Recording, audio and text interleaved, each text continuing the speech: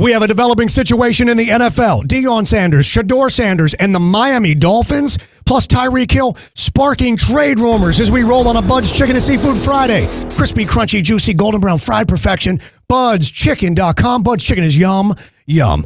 Look at this headline from the Miami Herald. Shedeur to the Dolphins. Deion insinuates the Dolphins should draft his son. Meanwhile, Deion, appearing on the Nightcap podcast, said all of this about how bad the Dolphins might be by the time Tua gets back. Listen to this. See, I'm being a father now. I'm not a coach. Okay, so there's a situation looming in Miami right now. Right. That, Tua out for what, two more weeks after this? 2 more weeks. About 3 more. He got the bye week too, so they're about 3 more. He got the bye week. Let's say 3 more weeks. So what would that record possibly look like? Wow. In 3 weeks? That is crazy. Deion then wondering aloud, what would happen if Tua gets concussed again? Look at this. If he warrants another concussion, that's got to be all she wrote that we're praying that don't happen. That's got to be, even right now, we're like, I don't know. Yeah, but that's not his place now, is it? Deion now pressing the actual point. Listen to this. What I'm saying is that if he sustains another concussion or he's done for the year, or he's done, period.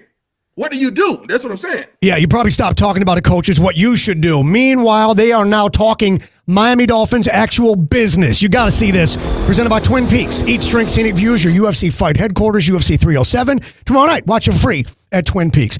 FanDuel getting in on the speculation. Look what they tweeted out. They actually made a picture of Shedeur Sanders as a Dolphin. Then you got Deion wondering actually about Miami Dolphins front office business decisions. Look at this. What do you do business-wise if you're the Dolphins? Do you go into the draft and take a quarterback, which what I'm saying, or do you say, Tua, let's check this out, let's see what we're going to do? Is his health more important than that? Wow. Deion has spelled it all out pretty clear, unless you're Ocho Cinco, who finally figures it out. Look at this. This is actually hilarious. Look. Let's say because of the Tua injury and things don't work out, and it leaves an open door, and they make a business decision and go into the draft, and boom, Shedeur to the Dolphins. You think? So you just got the revelation, huh? That's why he brought it up. That's why he brought it up, Ocho. And you see how God works? He think he just thought of it.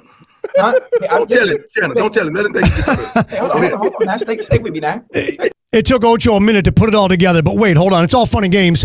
But now they are actually plotting as we continue on. Presented by St. Lucie Battery and Tire, SLBT.com, home of honest, reliable service since 1970. You heard what I said. Actually plotting. That's different from insinuating. Look at this headline from Pro Football Talk. They are explaining here that Dolphins hints at steering. That means manipulating. That means forcing it to happen. NBC Sports goes further here within the story. They're talking about Elway and then Eli and the idea of a power play, telling teams, don't bother drafting our player. Telling teams, we are not going there no matter what. Look what Deion said last March. This is crazy. I know where I want them to go on the $1 Million Worth of Game podcast. Talking about, of course, Shedeur and also Travis Hunter. Certain cities, that ain't going to happen. It's going to be an Eli. Referencing, of course, Eli Manning, San Diego, and the Giants back in 2004. Meanwhile, Pro Football Talk, Mike Florio says what Deion should do. That he should help Shedeur start his career in the right place. Deion should do what he needs to get Shedeur where he wants him to be. That is insane. But wait, there's more craziness in Miami because Tyreek Hill is not helping the situation at all as we continue to number 1.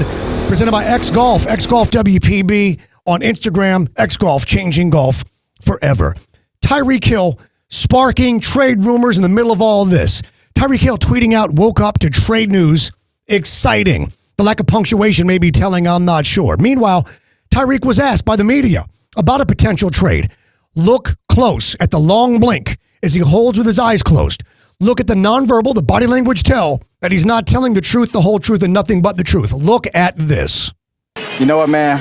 I'm just focused on right here and right now. Like, we got a beautiful team here, and I want to be a part of it. See the eyes closed? See the hold on the blink? He's not telling you the absolute truth. He's saying what he needs to say.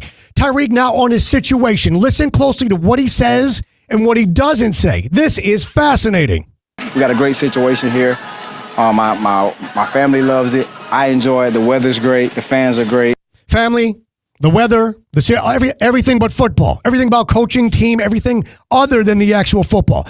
Tyreek leaving the door open, reminding everybody that it's really just in the end, just about business. Look at what he says. With that being said, we all know the NFL is a business. Whatever happens, happens. You know what I'm saying? So his tone completely different in that spot. Mike Florio on what Tyreek Hill actually just did by talking to the media this way. Look it. Look, there's just enough in what he said and how he said it to crack the door open, and then he can say, Yep.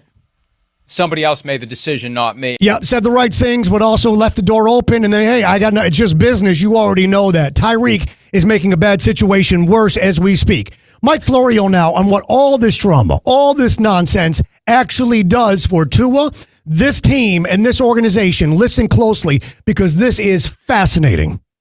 This is all putting more pressure on the team to get Tua back on the field. Yep. It's putting more pressure on Tua to get back on the field, and we're already seeing the reports, symptom-free, good to go, eligible to come back week 8 against the Cardinals, and I hope there's a grown-up in the room somewhere that says, hang on, are we sure that these are the right circumstances to put Tua back onto the field? A lot of pressure to put on a 26-year-old with his whole future on the line with concussions, etc. The question is on the board. Question, is this a good or bad idea for Deion?